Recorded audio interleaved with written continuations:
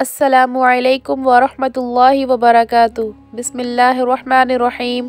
Note: جب حضور صلی اللہ علیہ وسلم کا نام آئے تو درود شریف پڑھنا چاہیے، اگر بار بار آئے تو صلی اللہ علیہ وسلم پڑھنا چاہیے۔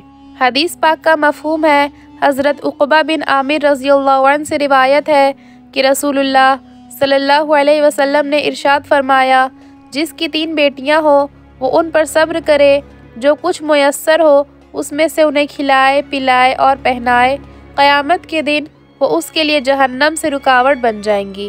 حدیث پاک کا مفہوم ہے، ام المؤمنین سیدہ عائشہ رضی اللہ عنہا سے روایت ہے کہ نبی کریم صلی اللہ علیہ وسلم نے ارشاد فرمایا، اللہ تعالیٰ کسی بالغ عورت کی نماز اوڑھنی کے بغیر قبول نہیں فرماتا۔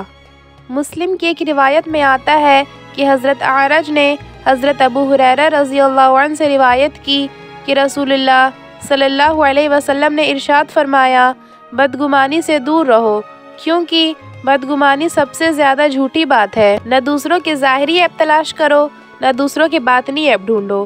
مال و دولت میں ایک دوسرے کے ساتھ مسابقت نہ کرو، ایک دوسرے سے حسد نہ کرو، آپس میں بغض نہ رکھو، ایک دوسرے سے روگردانی نہ کرو۔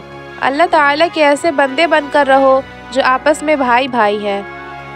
حدیث پاک کا مفہوم ہے، رسول اللہ صلی اللہ علیہ وسلم نے فرمایا، 2 آدمیوں کے درمیان گھس کر مت بیٹھا جائے، سوائے اس کے کہ وہ اجازت دے دیں۔ بخاری کی ایک روایت میں آتا ہے کہ رسول اللہ صلی اللہ علیہ وسلم شعبان سے زیادہ اور کسی مہینے میں روزے نہیں رکھتے تھے۔ شعبان کے پورے دنوں میں آپ صلی اللہ علیہ وسلم روزے سے رہتے۔ آپ صلی اللہ علیہ وسلم فرمایا کرتے تھے کہ عمل وہی اختیار کرو جس کی تم میں طاقت ہو، کیونکہ اللہ تعالیٰ ثواب دینے سے نہیں تھکتا، تم خود ہی اکتا جاؤ گے۔ نبی کریم صلی اللہ علیہ وسلم اس نماز کو سب سے زیادہ پسند فرماتے جس پر ہمیشگی اختیار کی جائے، خواہ کم ہی کیوں نہ ہو۔ چنانچہ حضرت صلی اللہ علیہ وسلم جب کوئی نماز شروع کرتے تو اسے ہمیشہ پڑھتے تھے۔ اللہ تعالیٰ سے یہی دعا ہے کہ ہم سب کو حضور صلی اللہ علیہ وسلم کے تمام سنتوں پر عمل کرنے کی توفیق عطا فرمائے، آمین۔